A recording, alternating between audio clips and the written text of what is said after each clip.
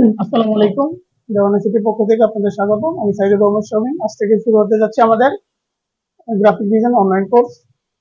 আজকে আমরা শিখব ইলাস্ট্রেটর ইন্টারফেসটা। তখন আমরা ইলাস্ট্রেটরের ইন্টারফেসটা দেখেন, এই স্টার্ট মেনুতে যাওয়ার পরে অ্যাডোবি ইলাস্ট্রেটর সফটওয়্যারটা ইনস্টল করার পর এখানে চলে আসবে। তখন আমরা এটাতে ক্লিক করব। আমরা দেখেন ইলাস্ট্রেটর সফটওয়্যারটা একটা ইন্টারফেস চলে আসছে। প্রথমে আমরা এই ফাইল থেকে আমরা একটা নিউতে যাব, আমরা একটা আর্টবোর্ড, এখানে আমরা কাজ করার জন্য এখানে তো কিছুই নেই। আমরা কি করব, আর্টবোর্ড নেব, নেওয়ার পর এটাতে কাজ করব। দেখেন আমরা ইলাস্ট্রেটরটা স্টার্ট মেনু থেকে ওপেন করার পর এরকম একটা ইন্টারফেস আসবে। এখন আমরা ফাইলে যাব। ফাইলে যাওয়ার পর দেখেন নিউ একটা আছে, যে আমরা এখানে তো কিছু নেই, আমরা কি নিয়ে কাজ করবো, এখানে কাজ করতে পারতেছি না। তখন আমরা কি করতেছি, ফাইলে যাওয়ার পরে নিউতে যাব। নিউতে যাওয়ার পর দেখেন আমাদের কি যাচ্ছে, একটা ইন্টারফেস চলে আসছে। এখন আমরা ইন্টারফেসটা আমরা আর্টবোর্ডটা যে কিরকম হবে আর্টবোর্ডটা, এখন এইরকম আমার আর্টবোর্ডটা কি করতে হবে, আমরা মানে কি নিয়ে কাজ করতে চাচ্ছি বা কি করব সেটা এখানে কি আসবে, একটা ইন্টারফেস আসবে, সেভাবে আমরা কি সাজাতে হবে। দেখেন এখানে রিসেন্ট একটা রিসেন্ট আছে, সেভ আছে, মোবাইল আছে, ওয়েব আছে, প্রিন্ট আছে। তাহলে এগুলো কি বা প্রিন্ট এন্ড ভিডিও আছে। ওকে, আমি যখন রিসেন্ট কোনো কাজ করছি, যে পূর্বে আমি একটা কাজ করছি, এখানে এটা জমা থাকবে যে আমি এটা কাজ করছি, এই লেটার দিয়ে কাজ করছি, কাস্টমারকে 200 পিক্সেল বাই 200 পিক্সেল একটা কাজ করছি। তারপরে এগুলো আমি একটু আগে কাজ করছি বিদায় এখানে কি চলে আসছে। তারপরে কি সেভ, এখানে সেভে আমার কিছু নাই। দেখেন মোবাইলে যাওয়ার পরে এখানে অটো কিছু প্রিসেট দেওয়া আছে, ওয়েবের জন্য কিছু প্রিসেট দেওয়া আছে, প্রিন্টের জন্য প্রিসেট দেওয়া আছে। দেখুন যখন আমরা দেখেন A4 পেপার শুনছি না সবাই, দেখেন A4 পেপার যখন আমরা প্রিন্ট করি, এখানে অটো দেওয়া আছে, A4 পেপার, লেটার, লিগেল, এগুলো কি আছে, অটো দেওয়া আছে। তখন আমরা কি করবো, যদি আমাদের এগুলো দরকার হয় যে A4 পেপারে আমরা একটা কাজ করব, তখন আমরা এখান থেকে ডাইরেক্ট সরাসরি A4 দিতে পারি, অথবা না যদি আমার কাস্টমাইজ করা লাগে তখন আমরা দেখেন এই পাশে আছে আনটাইটেলে আমরা কিছু একটা নাম, যেমন আপনি কোনো একটা কিছু করতেছেন, এটা একটা নাম দিতে হবে না, যে আপনি কি কাজ করতেছেন। তখন আপনি কি করবেন, একটা নাম দিবেন, যে আমরা একটা লোগো বানাইলে আপনি লোগো নাম দিলেন, তখন আমি একটা আমার নাম দিলাম শামীম। হ্যাঁ, শামীম নামে এটা কি হবে, এখানে কি আসবে, একটা ফাইল তৈরি হবে। দেখেন এখানে আছে যে ওয়েট, একটা হচ্ছে কি হাইট। এখন হাইট বা ওয়েট এগুলো কি ভাই, এখানে প্রিন্ট আছে, এগুলো কি প্রশ্ন আসতে পারে না। হ্যাঁ, দেখেন যখন আপনি একটা কাজ করবেন তখন কি এটার একটা দৈর্ঘ্য বা প্রস্থ তো থাকবে, থাকবে না? হ্যাঁ অবশ্যই থাকবে। যখন আমরা দেখবেন আমি যেমন কোনো একটা কাজ করছি, তখন আপনাকে বললো যে 200 বাই 200 ইঞ্চি বা 20 ইঞ্চি বাই 20 ইঞ্চি, এরকম আমার একটা ব্যানার বানাই দাও, 20 ইঞ্চি বাই 20 ইঞ্চি আমার একটা একটা লিফলেট বানাই দাও, এই বিভিন্ন আপনাকে একটা ইনস্ট্রাকশন দিয়ে দিবে। তখন আমরা এখন আমরা কি নিয়ে কাজ করবো, আমাকে কি ইনস্ট্রাকশনটা দিচ্ছে সেইগুলোর দিকে ফলো রাখবো, যে আমাকে কি ইঞ্চি বলছে, আমার কি পিক্সেল বলছে, আমার কি মিলিমিটার বলছে। তখন দেখেন আমরা প্যারামিটারে যাব। প্যারামিটারে যাওয়ার পর যে যেটা বলে বা ইনস্ট্রাকশন যেভাবে দেয়, আমরা সেটাকে ফলো করে এখানে ইঞ্চি বললে এখানে ইঞ্চি দেবো, দেখেন 8 ইঞ্চি বাই 8 ইঞ্চি। যদি আমাকে পিক্সেল বলে আমরা এখান থেকে প্যারামিটারটা পিক্সেলে দেবো, যদি আমাদের পয়েন্ট বলে আমরা প্যারামিটারটা কি দেবো, পয়েন্টে দেবো। এখন পয়েন্ট আসার পর বা পিক্সেল আসার পর, আমার ইঞ্চি আসার পর এখানে কি আসবে, হাইট আর ওয়েটটা চলে আসছে। তখন আমরা যদি ইঞ্চি দিতে চাই যে, তখন আমরা কি করবো, 8 ইঞ্চি বাই 8 ইঞ্চি একটা আর্টবোর্ড নিতে বলছে আমাকে। হ্যাঁ, বা আপনি 8 ইঞ্চি বাই 8 ইঞ্চি একটা ডিজাইন করে দেন, বা বলতে পারে যে 2000 পিক্সেল বা 2000 পিক্সেল একটা আমাকে ডিজাইন করে দেন। তখন আমরা পিক্সেলে যাব। একটা জিনিস মনে রাখবেন, আপনি বড় থেকে ছোটতে যাইতে পারবেন, কিন্তু ছোট থেকে আপনার বড়তে যদি আপনি কনভার্ট করতে চান তাহলে সাইজ গুলো সমস্যা হয় বা নষ্ট হয়ে যেতে পারে। যখন আমরা একটা ধরেন আপনি একটা শার্ট, হ্যাঁ, শার্টে যখন আপনি বড় কিছু নিয়ে নেন, যে একটা কাপড় বড় নিয়ে নিলাম, যদি আপনার না লাগে বা টাইট হয়, বড় থেকে কি করে, বড় থেকে আপনি সিলেটে ইয়া করে কি করতে পারবেন, একটু বড় করতে পারবেন, কিন্তু শার্ট যদি একটা ছোট হয়ে যায়, সেটা কিন্তু আর বড় করা যাবে না।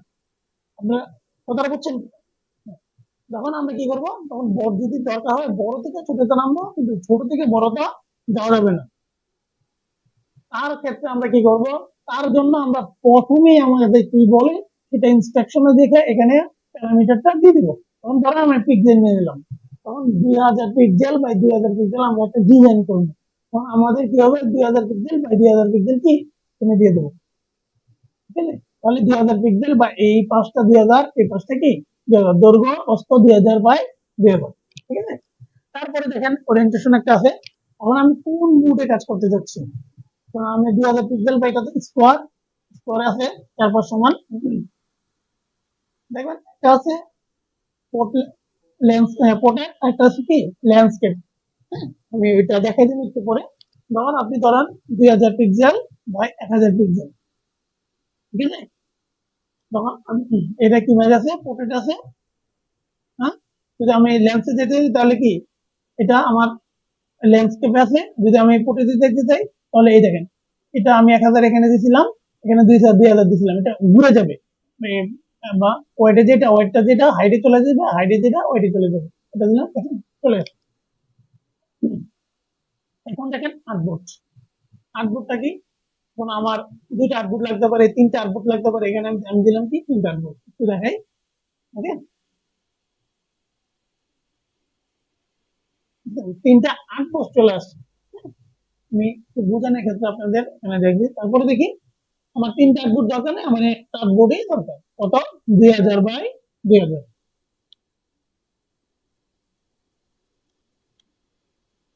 দেখেন আমরা একটা আর্টবোর্ড নিলাম, আপনার যতটা দরকার আপনি ততটা নিতে পারবেন, কোনো সমস্যা নেই।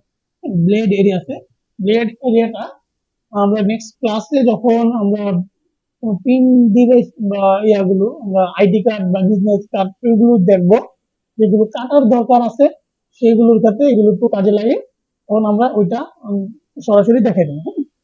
তখন আমরা অ্যাডভান্সে যাবো, এগুলো আমার কিছু করার দরকার নেই, ভিডিও থাকবো। এখন দেখেন অ্যাডভান্স অপশনে যাওয়ার পরে দেখেন কালার মুড আছে, কালার মুডটা কি, যে আপনি কোন কালার মুডে কাজ করতে চান, দেখেন এখানে আছে যে CMY কে, আরেকটা আছে কি RGB। তো CMYB কে কখন ব্যবহার করবো স্যার, RGB কখন ব্যবহার করবো, প্রশ্ন আসতে পারে না? দেখেন CMY কে হচ্ছে চারটা কালার দেওয়া আছে, সায়ান, ম্যাজেন্টা, ইয়েলো, ব্ল্যাক, আর হলো RGB red, green, blue, note করেন, সাথে সাথে নোট করেন।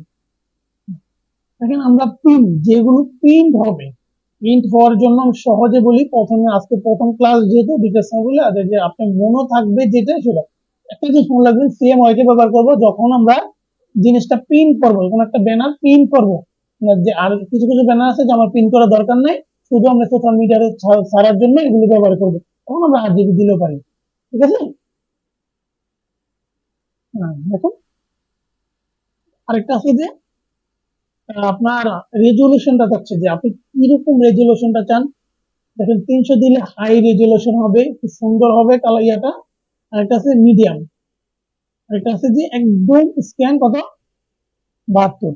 তখন আমরা কোনটা ব্যবহার করবো, ভাই বলতে পারেন স্যার আমি কোনটা ব্যবহার করলে ভালো, আমি বলবো আপনি যদি হাই রেজুলেশনে কাজ করতে চান 300 পিপি দেবেন, আর কি যদি একটু নর্মালি কাজ করতে চান, এখন আমার প্রশ্ন আসতে পারে, আমার কাছে আমার প্রশ্ন, আপনার পিসির কনফিগারেশন কেমন, যদি আপনার ভালো হয় পিসির কনফিগারেশন, যেহেতু হ্যাং করে না, তাহলে আপনি 300 দিলেন, আর নয়তো যদি বলেন যে একটু হ্যাং করতেছে বা কাজ করতে পারে, জন্য কি আপনি 300 না দিয়ে 150 দিতে পারবেন, ঠিক আছে? আমি বললাম পিন দিয়ে যেটা পিন করবেন এটা অবশ্যই 300 দিতে হবে, যেটা আপনি পিন করবেন এটা 300 দেবেন, কারণ রেজুলেশন সুন্দর না হলে তো কালার, আপনার কালারটা সুন্দর দেওয়া যাবে না, বা প্রিন্টটাও সুন্দর আসবে না। ধরুন আমি 300 দিলাম, আমি বুঝাতে পারছি কখন 300 দেবেন, 300 হচ্ছে আপনি পিন করার জন্য দিতে পারেন, কিন্তু আপনার সোশ্যাল মিডিয়াতে থাকলে চাললে আপনি 150 দিতে পারেন, কোনো সমস্যা নেই। কিন্তু একটা জিনিস মনে রাখবেন, আপনার পিসি কনফিগার যদি ভালো হয় তাহলে আপনি 300 দিয়ে করবেন, যদি আপনার একটু লো হয় তাহলে 150 দিয়ে করতে পারবেন, ঠিক আছে?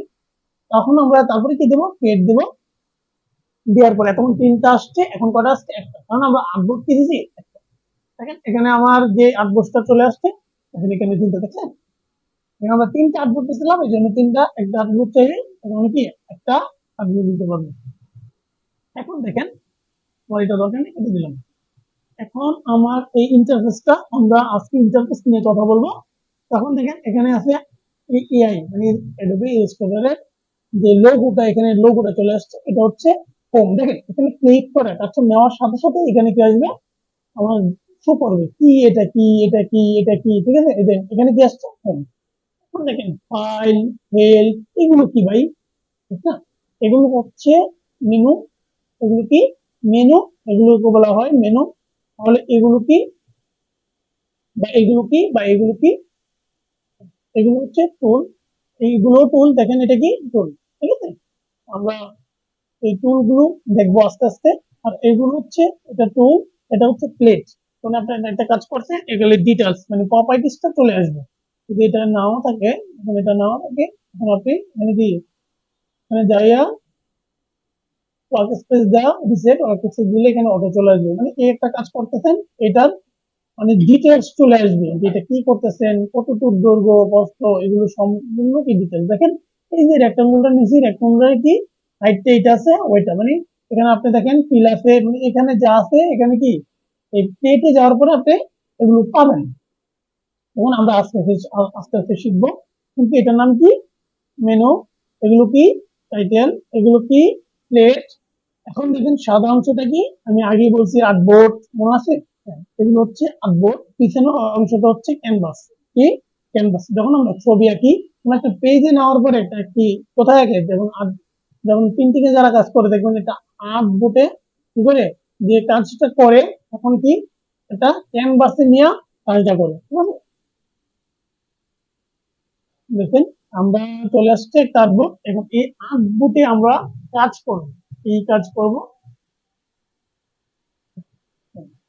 দেখেন প্রথমে আমি একটু, আপনি যেহেতু একদম নতুন, তখন আমরা দেখেন এখানে কি আছে, আমরা একটু শেপ নেই, শেপ নিয়ে একটু দেখি যে কি কি শেপ আছে। দেখেন এখানে যাওয়ার পরে আমরা রাইট বাটন ক্লিক করার পরে এখানে রেক্টেঙ্গুলার টুল এখানে নিলেও হবে। এই যে এখানে যাওয়ার পরে এখানে একটা যে টিপ দিয়ে মানে ক্লিক করে ছাড়বো না, ছাড়া ছাড়াই কি করবো, আমরা এখানে একটা টান দিব, এখানে একটা টান দিব, এখানে একটা টান দিব, এখানে টান দিলেই নিয়ে নিবে।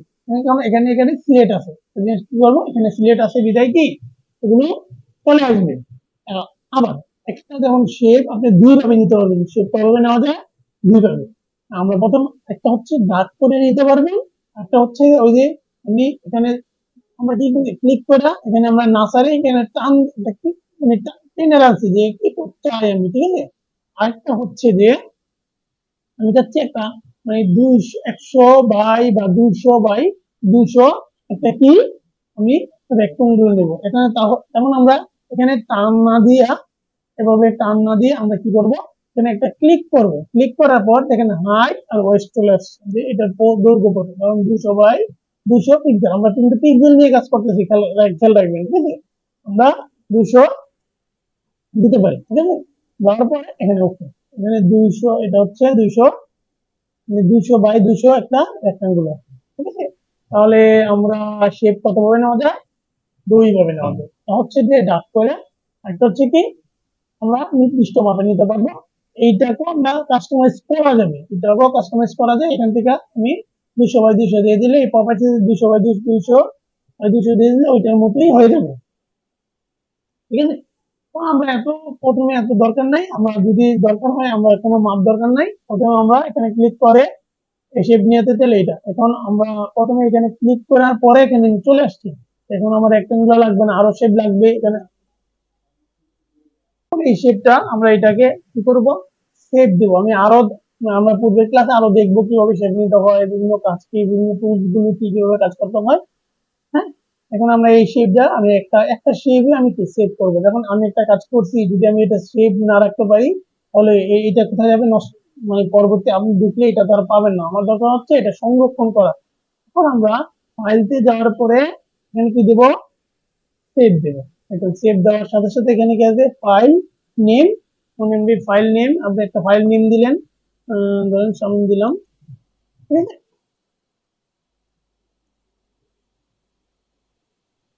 এটা ফাইল টাইপ, এটা যেভাবে আছে সেভাবেই, শুধু এখানে কি দিয়ে দেবেন, সেভ দিয়ে দেবেন। কোথায় সেভ করবেন, ডেস্কটপে সেভ করি, ঠিক আছে। শামীম নামে একটা ফাইল চলে আসবে, এখানে ক্লিক করলে এটা যে আছে, যা আছে তাই থাকুক, সমস্যা নাই।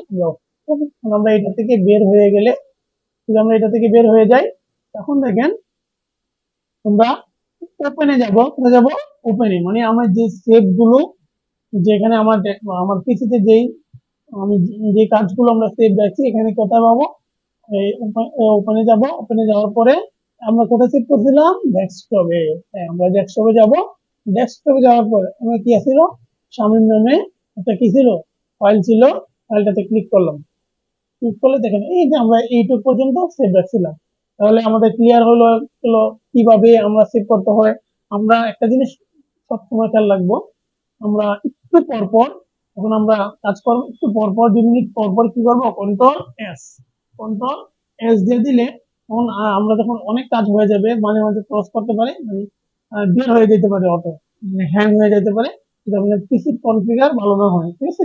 তখন আমরা একটু পর পর সেভ দিয়ে দেবো, কারণ একটু পর পর সেভ না দিলে আপনি, যেমন আপনি এখন সেভ দিয়েছেন, আমি এইটুক পর্যন্ত মানে এখানে সেভটা এখানে নিছি, যদি আমরা কন্ট্রোল এস না দিই, তাহলে আমরা এখানে বের হয়ে গেলে আমরা এই শেপ গুলো এখানে থাকবে না, এখানে চলে আসবে, অটো চলে আসবে, মানে আপনি যে কাজটা করছেন এই কাজগুলো আর কি, সেভ এর পরে যে কাজটা করবেন সেটা থাকবে। ঠিক আছে, ধন্যবাদ সবাইকে। আমরা নেক্সট ভিডিওতে আমরা ভালো থাকবেন। ঠিক আছে, ধন্যবাদ সবাইকে। আমরা নেক্সট ভিডিওতে আমরা শেপ নিয়ে কিভাবে কাজ করতে হয় সেটা জানবো।